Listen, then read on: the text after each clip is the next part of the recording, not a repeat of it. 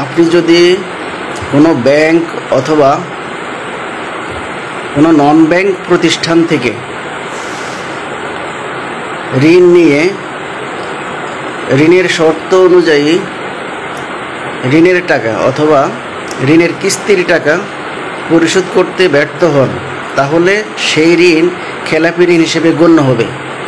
আর সংশ্লিষ্ট ব্যাংক এবং নন ব্যাংক প্রতিষ্ঠানগুলো সেই খেলাপি ঋণের টাকা আদায় করার জন্য অর্থ ঋণ আদালতে আপনার বিরুদ্ধে মামলা দায়ের করতে পারবে।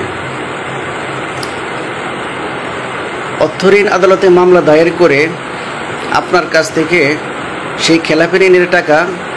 আদায় করতে সংশ্লিষ্ট ব্যাংক এবং নন ব্যাংক প্রতিষ্ঠানগুলো অর্থ ঋণ আদালত আইন 2003 অনুযায়ী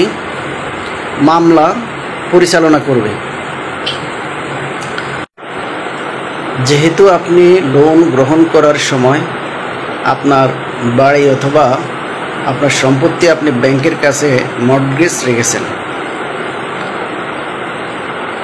অথবা আপনি আপনার সম্পত্তির দলিলপত্র ব্যাংকের কাছে জমা রেখে লোন নিয়েছেন, সেহেতু অর্থ ঋণ আদালত আইন 2003 অনুযায়ী আপনার সেই সম্পত্তি নিলামের মাধ্যমে নিলামে তুলে বিক্রি করে সেই অর্থ দিয়ে আপনার লোনের টাকা সংশ্লিষ্ট ব্যাংক অথবা নন ব্যাংক প্রতিষ্ঠানকে পরিশোধ করে দিয়ে আপনার লোন ক্লোজ করার ব্যবস্থা গ্রহণ করবে।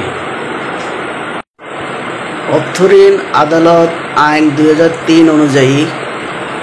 এবং অত্র আইনের 46 নম্বর ধারা মতে কোনো গ্রাহক যদি ব্যাংক থেকে লোন গ্রহণ করে যথাসময়ে লোনের শর্ত অনুযায়ী লোনের টাকা অথবা লোনের কিস্তির টাকা পরিশোধ করতে ব্যর্থ হন, তাহলে সংশ্লিষ্ট ব্যাংক অথবা নন ব্যাংক তার বিরুদ্ধে অত্র আইনের 12 নম্বর ধারা অনুযায়ী অর্থ ঋণ আদালতে মামলা করে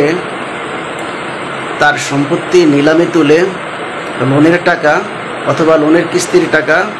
আদায় করতে পারবেন। তবে এই ক্ষেত্রে বহুল প্রচারিত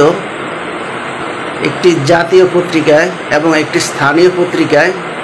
নিলামের বিজ্ঞপ্তি প্রকাশ করতে হবে। সম্পত্তিটি নিলামে তুলে বিক্রি করে বিক্রয়লব্ধ অর্থ সমন্বয় করে লোনটি ক্লোজ করার ব্যবস্থা গ্রহণ করতে হবে এবং বিক্রয়লব্ধ টাকা যদি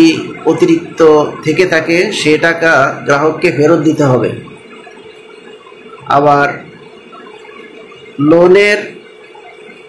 টাকার চেয়ে যদি নিলামে বিক্রিত